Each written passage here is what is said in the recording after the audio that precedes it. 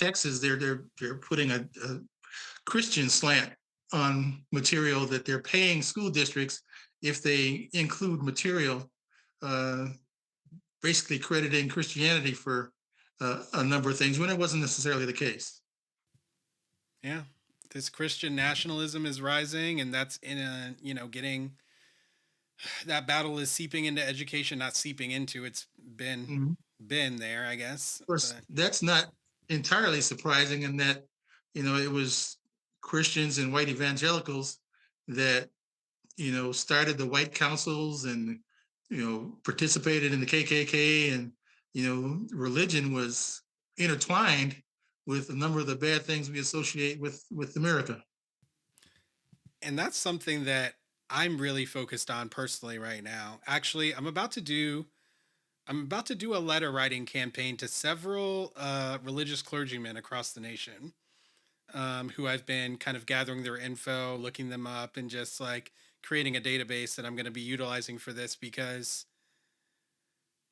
I mean, it's exactly what you said. Religion played a significant role in the perpetuation of white supremacy. And there has been no reckoning for that. Like, pretty close to no reckoning, I would say. And the Mhm. very least that these institutions can do is to allow a platform for people like you who are teaching history, or people like me who are trying to facilitate conversations on race and do race education, to actually do that work. It's the bare minimum. And I know from talking to some of these people already, just through the work that I'm doing with the Contraband Wagon, that many of them are fearful of losing their congregation by taking even the Mhm. smallest step in that direction. And, you know, frankly, at this stage of my life, and probably for the rest of my life, putting people's feet to the fire, so to speak, is something that I plan to do on the regular. I Mhm. think that people need to stand by their choices, and stand for their choices. And a lot of these people are not even being put to a choice. So I see that kind of as my role a little bit right now. And it's Mhm. kind of what I do during my conversations. I just, whatever your choice is, I'm not going to try to influence your choice. I'm not going to push you one way or another, but here are the facts. And now I want to know where you stand. You know what I mean? Yeah.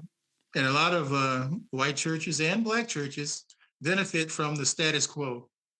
And it was the letter that Martin Luther King wrote, a letter from a Birmingham jail, was in response to 8 white pastors that wrote about his need to get out of the civil rights movement and stand down.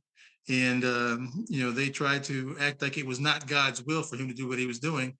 And the New York Times solicited his response, which, came out in the form of that letter from a Birmingham jail. And when they received it, they wouldn't print it. So it's just amazing. There's a book, um, and I was going to turn around and look and see if I have it right here on my bookshelf as opposed to elsewhere. I think it's called White Too Long, and about somebody that came from that white evangelical movement. He was raised in it.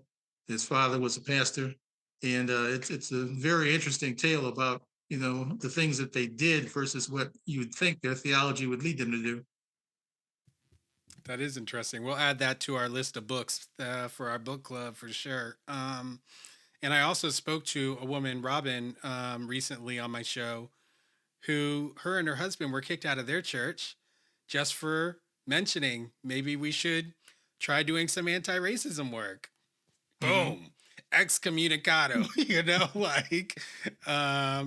And it's a rude awakening for a lot of people. I've spoken to other people who, with the critical race theory scare, also got kicked out of their religious communities. People they've been friends with, breaking bread with for years and years and years. Suddenly, nope, that's a step too far. Helping black people, better not. All right, and so these dynamics still exist.